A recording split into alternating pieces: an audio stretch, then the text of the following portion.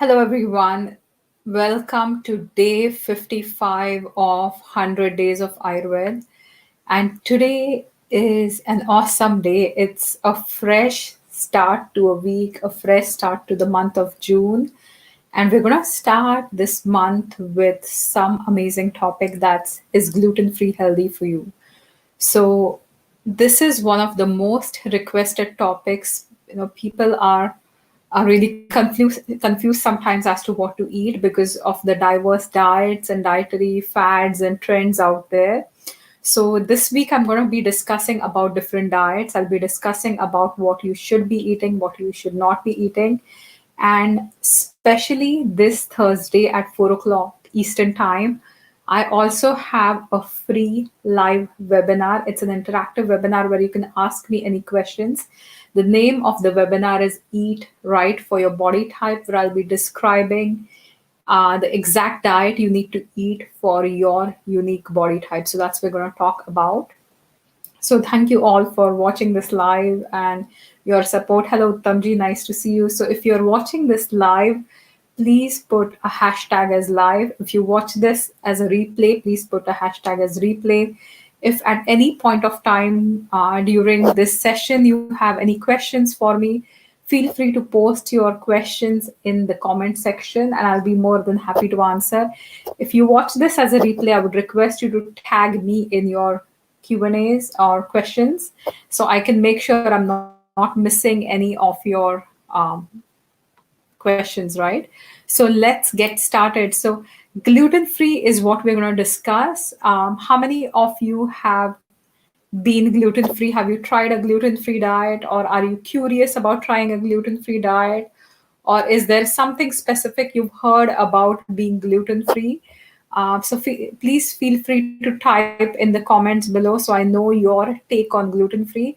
And I'm going to be talking about like my experience and what exactly gluten is, what it's not, and should you be going for a gluten free diet. So that's what we're going to discuss today.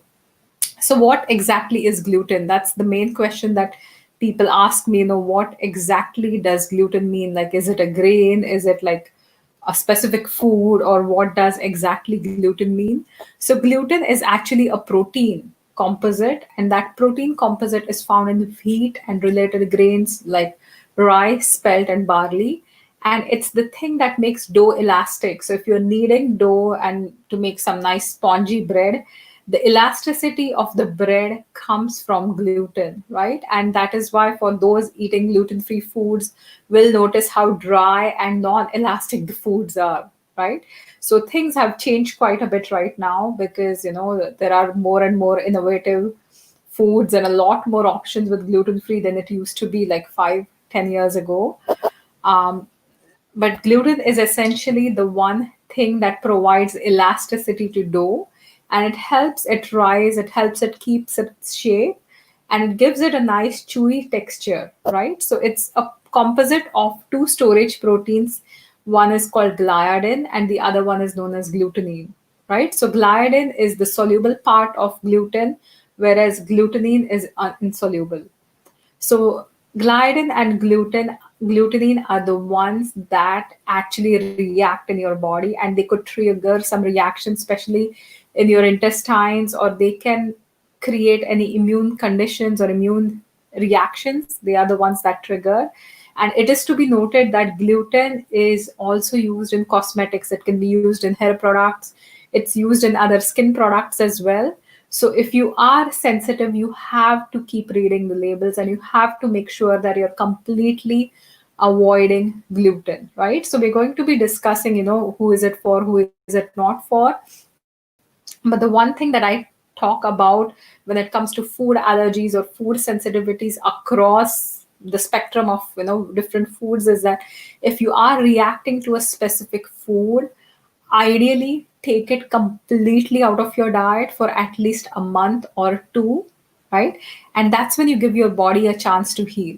So if you are gluten intolerant, if you are gluten insensitive, if you eat gluten occasionally, it's never going to get out of your body, right? So you have to stop eating it for at least a month, sometimes 3 months, sometimes up to a few years, depending on what's going on with you. and then you can start reintroducing back. But unless and until you cut it completely out of your diet, you might not see a lot of difference, right? So that's why it's important to always figure out, what you're reacting to and taking those completely out of your diet. Hello, Shaji, nice to see you. So we're discussing gluten and gluten-free diets today. So why are people, staying away from gluten, or what kind of disorders can gluten cause? So gluten-related disorders include celiac disease, which is extremely common, and there's also something called non-celiac gluten sensitivity, right? And gluten sensitivity means your body could be sensitive to this gluten, and it could also cause something called dermatitis herpetiformis. So it's a skin condition which is similar to herpes, but it's not caused by herpes virus. Sometimes, people have patches in their hair specifically, and those are itchy patches. Those are also caused by gluten sensitivity. Gluten ataxia is also common. So sometimes you have issues with your balance as well. You could have issues with coordination. You could have issues with speaking or swallowing. You could have symptoms of food allergy. Sometimes gluten causes people to be constipated. Sometimes there could be diarrhea, right? Sometimes you could also have a lot of skin reactions. So you could have reddish patches on your skin. You could have brain fog. You could have joint pain, right? You could have some severe, if it's a wheat reaction or wheat intolerance, it could also be severe like anaphylaxis, or you could have Baker's asthma, or you could also have contact dermatitis. So I'll talk a little bit about my own story. Hi, Jocelyn. Nice to see you. Thanks for showing up live. So I'll tell you a little bit about my own story, right? So I grew up eating wheat in India. Rotis or chapatis are extremely common and are a part of our staple diet. So I grew up eating chapatis, rotis, and this is freshly ground flour. So the flour comes from the mill, and you replace your flour every month or every 15 days. So it is not something that's stored over a period of time, or it's not old, or it's not contaminated at all, right? So I have been born and brought up on this rotis or chapatis, or like flatbreads, for those who don't know what I'm talking about. So these are something I ended up eating all the time. But then for my MD studies, I was living in a different state. So from Maharashtra and the city of Mumbai, I had to go to Gujarat. And while I was in Ahmedabad, which is a state in Gujarat, for a city in Gujarat, for some time for my MD studies, I ended up contracting a viral condition known as chikungunya, which spread through mosquito bites. And my joints literally froze, and I could not move my joints for 2 or 3 days. And it was brutal. I could barely sit down. I could barely like move my arm. I couldn't flex my wrist either, right? So it was really, really painful. And I always boasted of having a strong immunity. So my body type is Kapha Pitta.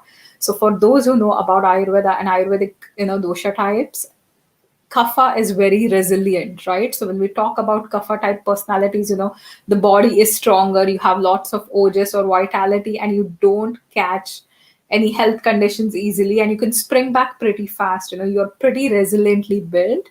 I was the last woman standing in the hostel I was staying at that time, and then I kind of fell as well because of the viral condition, and that was sort of the epidemic at that time, right? So the disease created, or the viral condition created, issues with my joints, and my joints were extremely painful, right? So after that, I started taking some Ayurvedic herbs, to get relief with joint pain. And as soon as the relief was there, I stopped using those herbs, right? I should have taken them for extended period of time, but I just stopped when I started feeling a little bit better. So then after a few years, I come to Canada, and the one thing that I noticed was my joints started aching once again whenever I consumed any kind of breads or any rotis or anything that had to do with wheat, right? So for those of you who think that, oh, I've grown up eating wheat all my life, I don't think I can possibly react to it. There could be certain things occurring, your body changes. Sometimes it could be a viral condition, sometimes it's your own digestive issues, right? Sometimes it's the stress factor.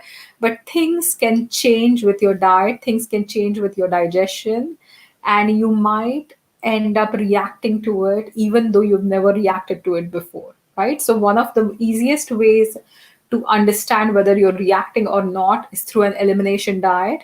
The easier way is also getting tested. The best way is to get tested. So if you work with a practitioner, in my clinic, I do allergy testings, I do food sensitivity testings. I can test for gluten, I can test for wheat, rice, spelt, barley, all the gluten containing grains. Right now, because of the social distancing, the clinic hasn't opened yet. But definitely once things open up, if you're interested, you can contact me and we can schedule the testing. But get tested if you are reacting to gluten or not. That will give you a lot of idea. And if you want to try it yourself, try and completely eliminate it from your diet and see how it works for you. If you start feeling better, if your skin condition improves, if your constipation improves, if your digestion improves, if your joint pain improves. And I've seen a lot of my clients even with joint pain, so I'm not the only one who suffered from joint pain. I had a client who had polymyalgia rheumatica for over 10 years. He lived with joint pain, and as soon as we changed his diet to gluten free, the joint pain went away, right? So these are like a lot of miraculous, results I'm seeing just with something as simple as eliminating the food, which is actually the trigger for you, right? So I can see a lot more people have logged on as well. So if you're watching this live, just post a comment so I know you're live. And we're talking about gluten free. So please let me know if you have tried a gluten free diet at any point of time, or are you interested in trying one? Right? So that's what we're discussing. So what exactly, is this gluten found in? So that's another thing that we're going to talk about, that we spoke about what exactly gluten is, right? So it's the name of a protein composite, gliadin and glutenine, and that's found in wheat mainly. So it's found in wheat berries, it's found in durum wheat, it's found in semolina or suji or rava, it's found in farina, it's found in farro, graham, Khorasan wheat, einkorn. So any kind of wheat or any different names of wheat or wheat-like foods, even rye, even barley, and even triticale is a cross between wheat and rye. So these grains actually have gluten, and gluten actually maintains the shape by acting as a glue.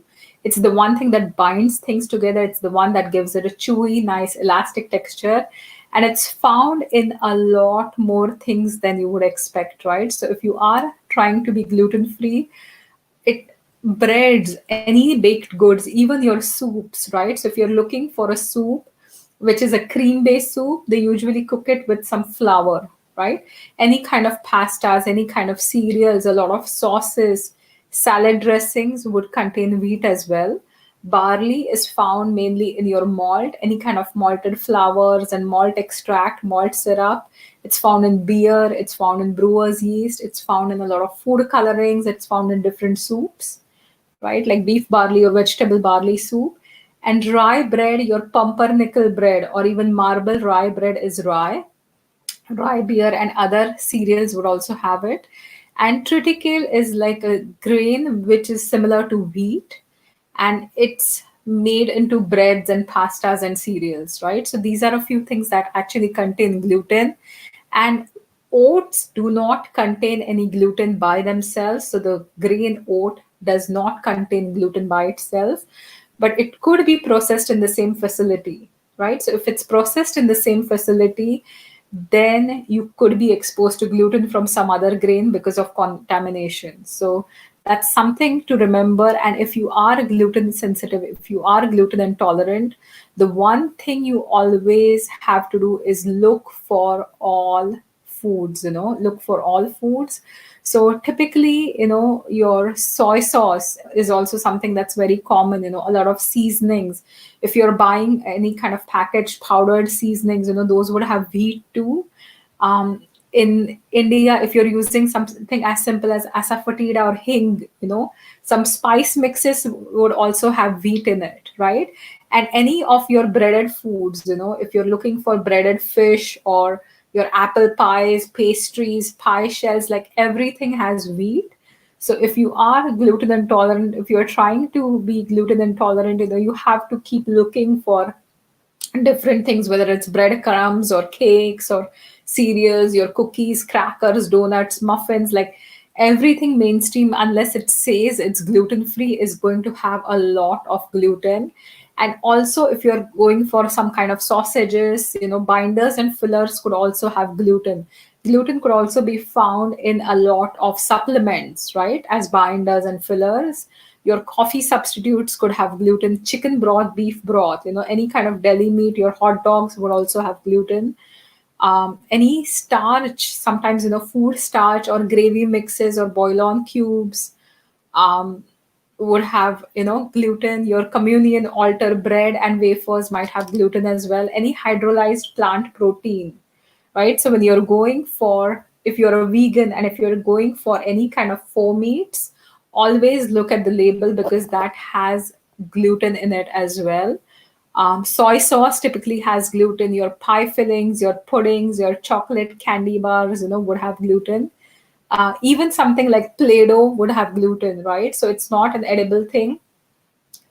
Pet food fish would have gluten as well. So there are different things that could have gluten in it, and if you are reacting to it, you have to be a little bit careful with it because it will trigger a lot of inflammatory response in your body. So let's talk about certain symptoms of gluten sensitivity or gluten intolerance, right? So the most common is bloating. Like you could feel like you're bloated and extremely uncomfortable. There could be a lot of gas, there could be a lot of pain, abdominal cramping.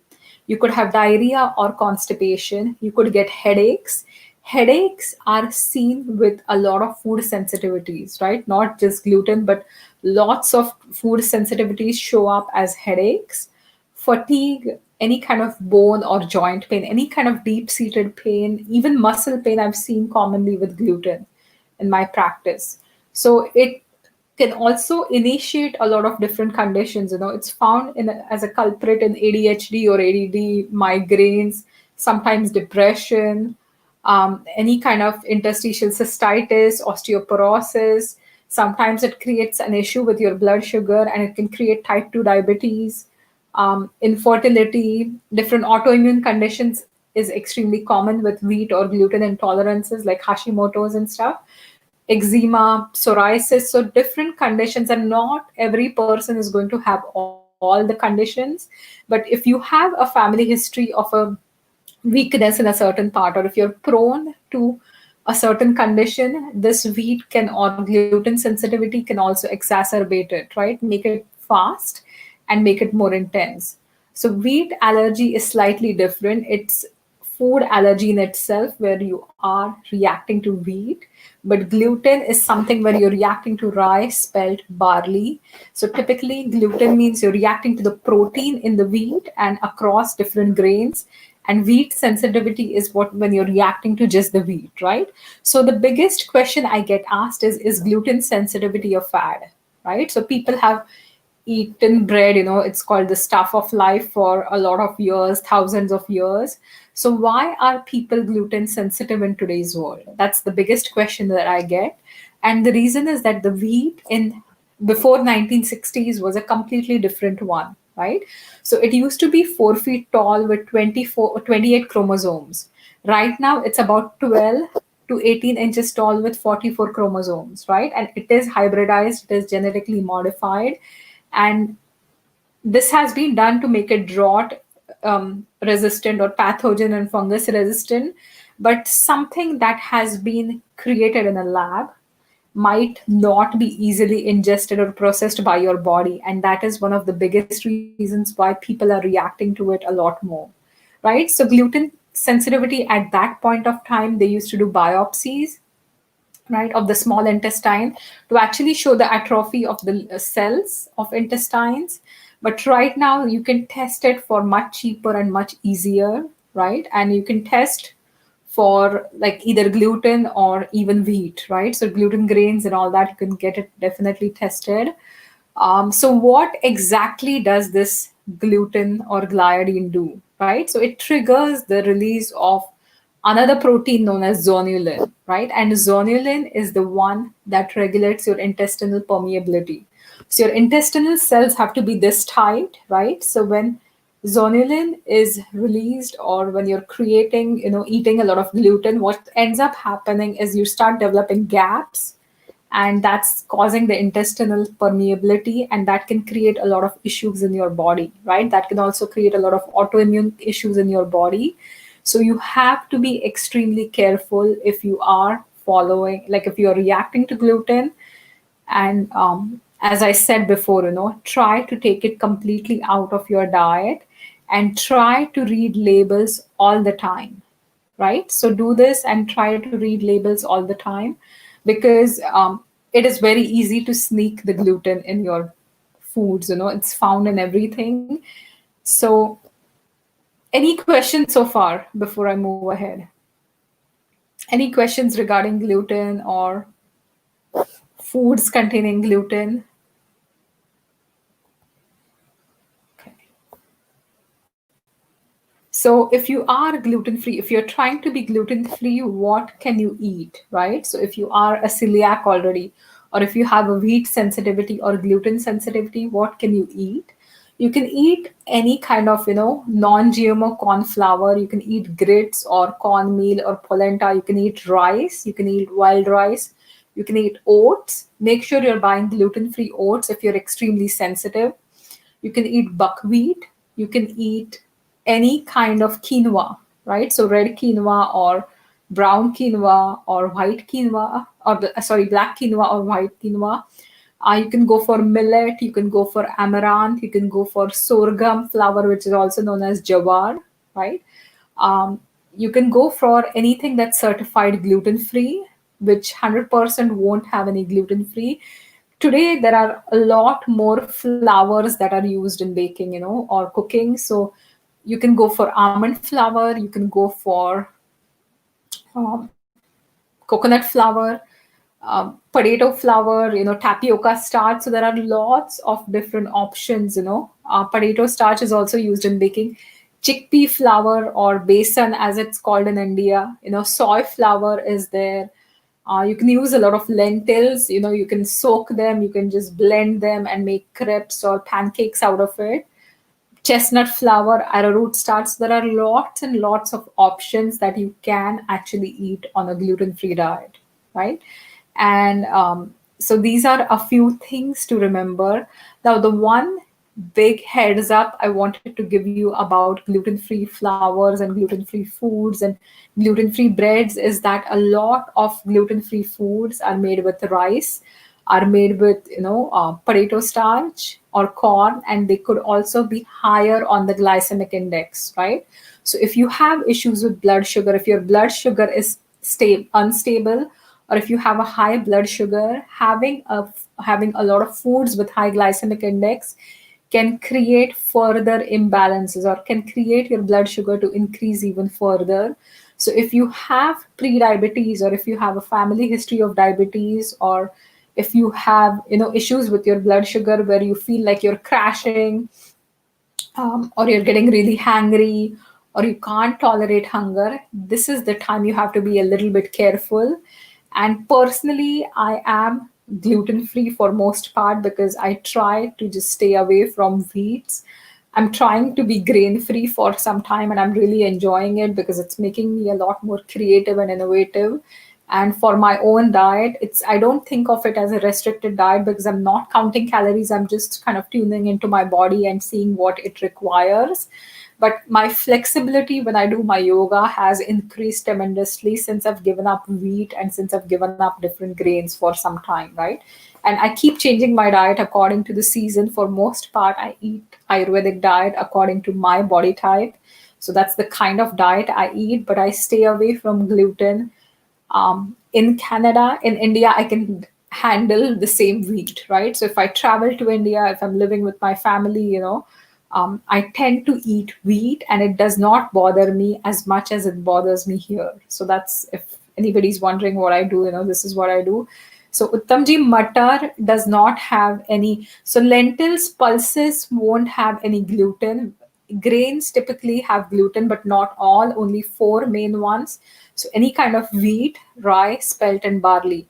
Any lentils, any chickpeas, you're 100% fine with. Rice, wild rice, any kind of risottos, you're 100% fine with. Hi Ramachandra, nice to see you. So today we're talking about gluten-free diets. And a few things I was discussing is what exactly gluten is, who should avoid it, who should be on a gluten-free diet, what are some signs and symptoms that you're affected by gluten, and what's the difference between wheat allergy and gluten is what we discussed, and what should you do if you are trying to be gluten-free, right? So these are a few things we discussed. So if you have any other questions about gluten, you can post in the comments and let me know.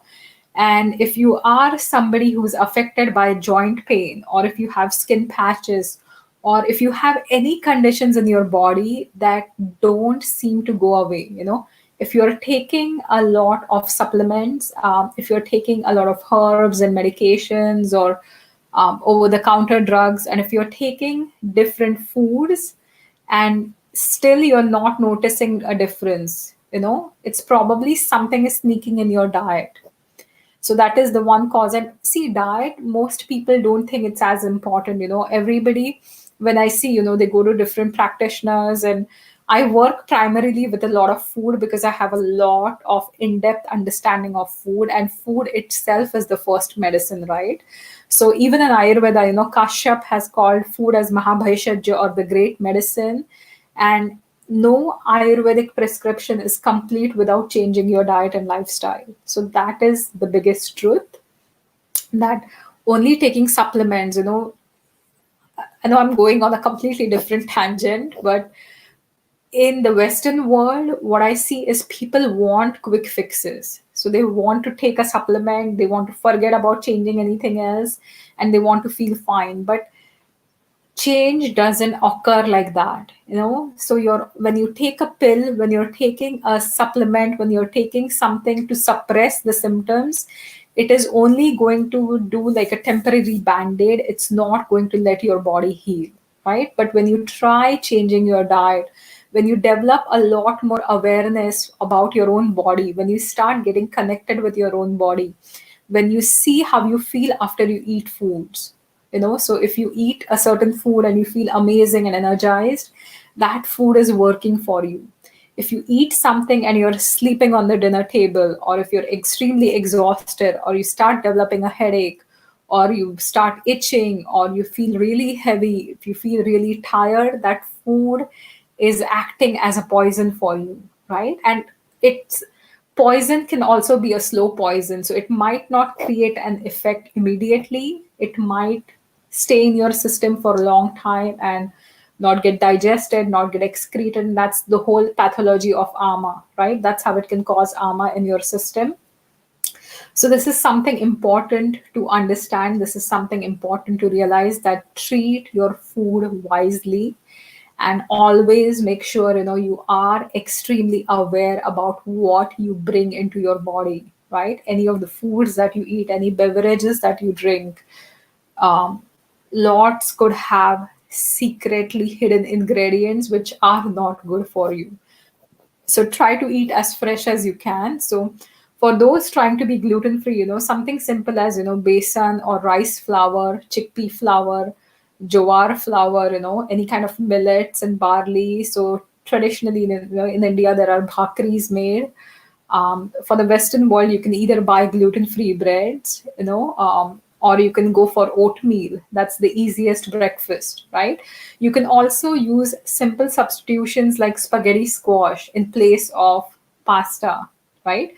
You can use all those, noodles made with zucchini, like zoodles, or beet noodles or carrot noodles and all that. So you can use a spiralizer and make your own noodles. That's another option.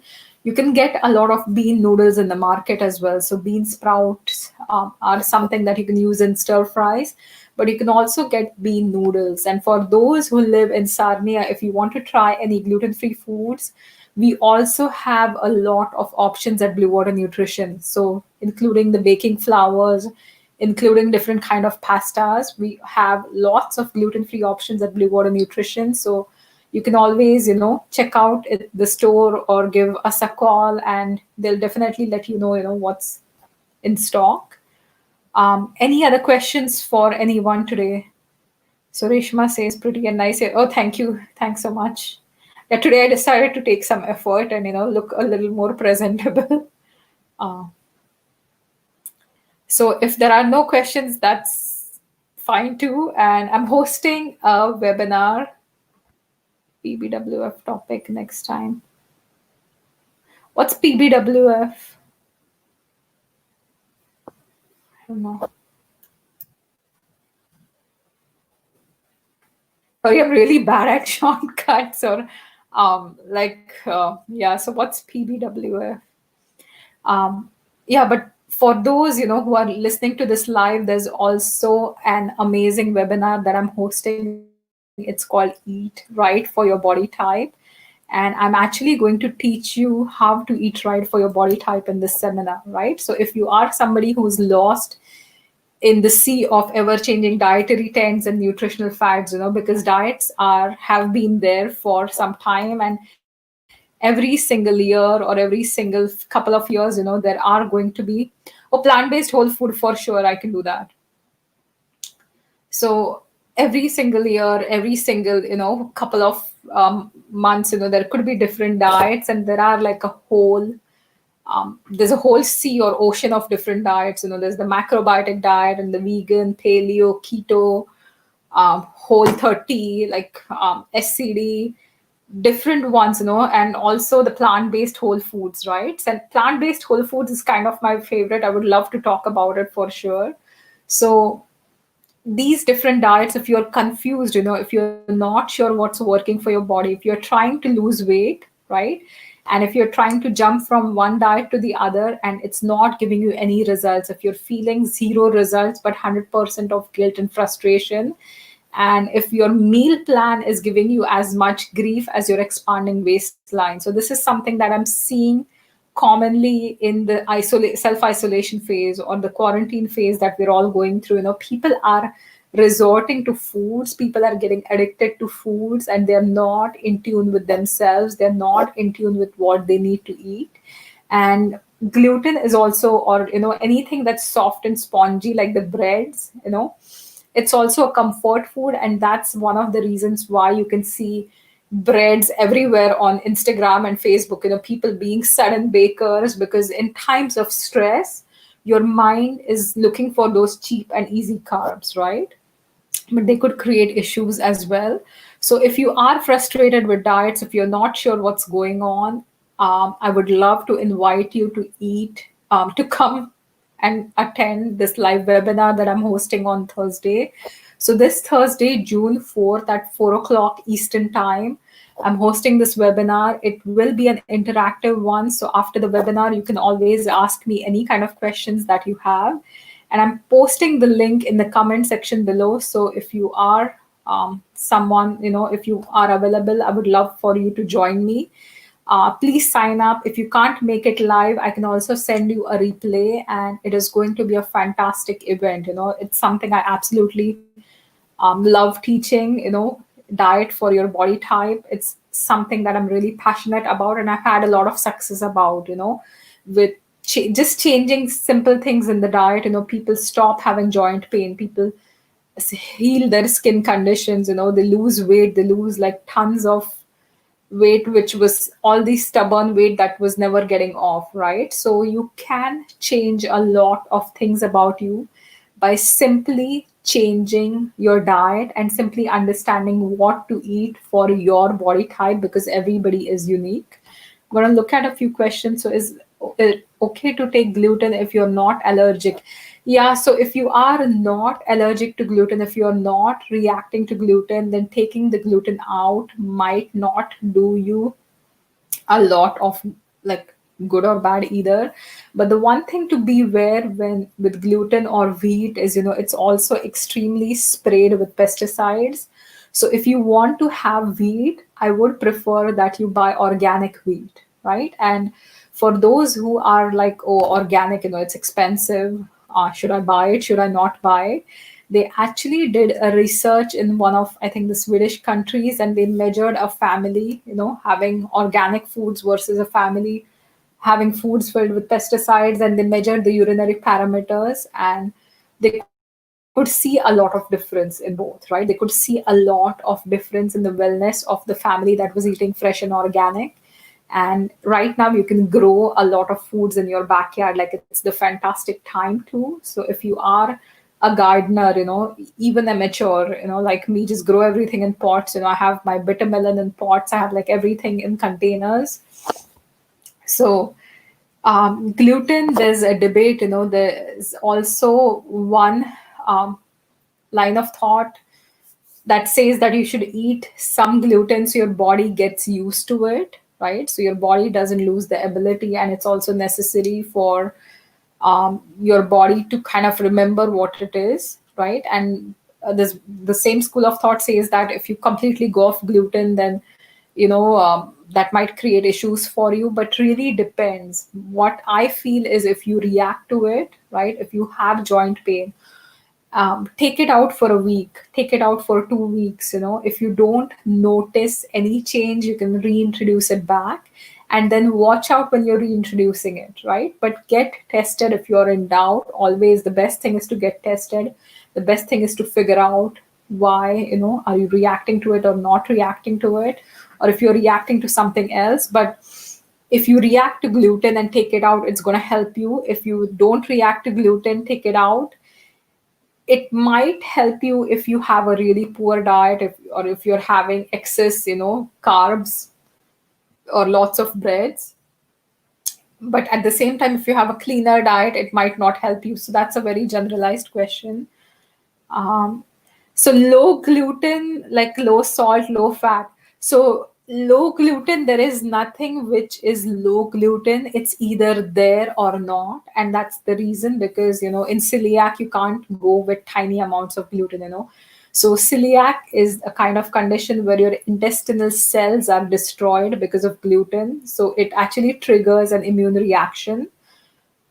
So if you take, like, if you are a celiac, or if you're having symptoms, if you have any symptoms related to gluten issues, you can't go low gluten. You have to completely take it out. But if you don't have symptoms related to gluten, then you're fine eating it. But then go for organic wheat is what I would suggest.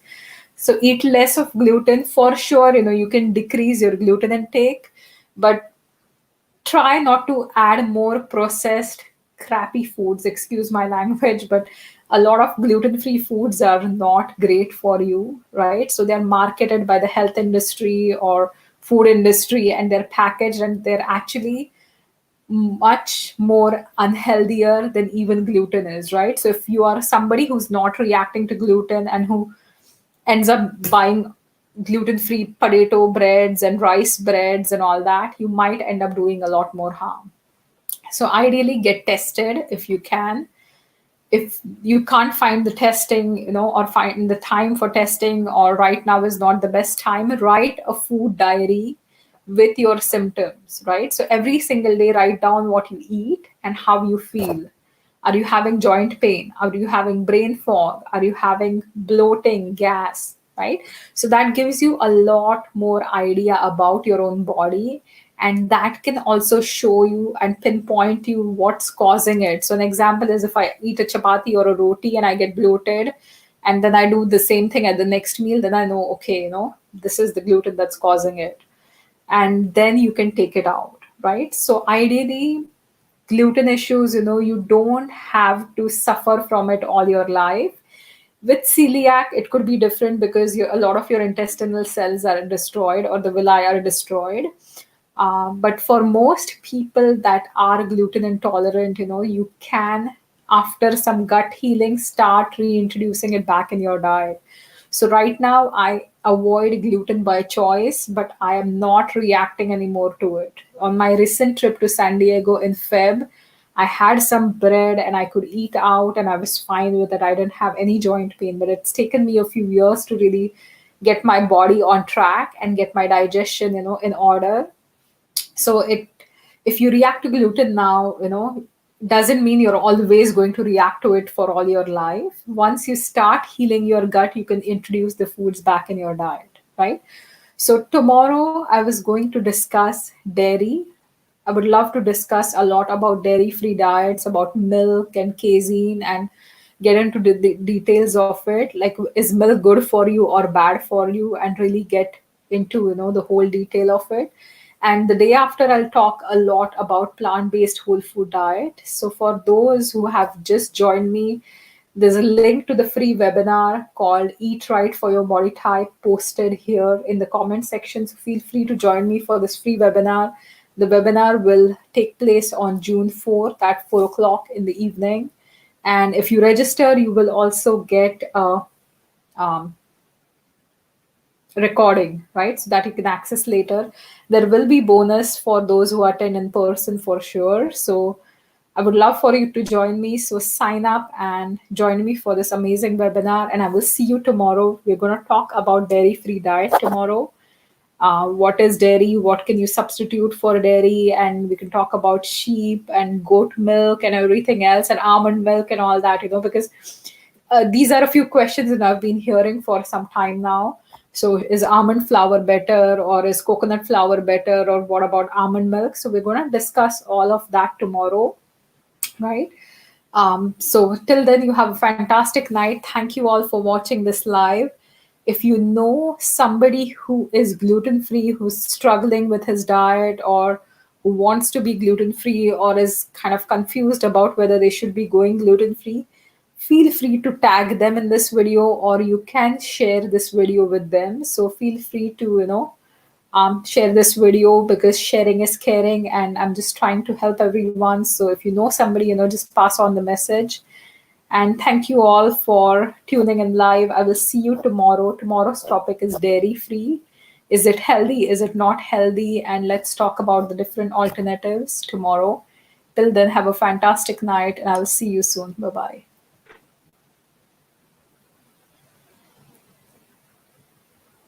Thanks, Uttamji. Thanks, Ushaji. Thanks.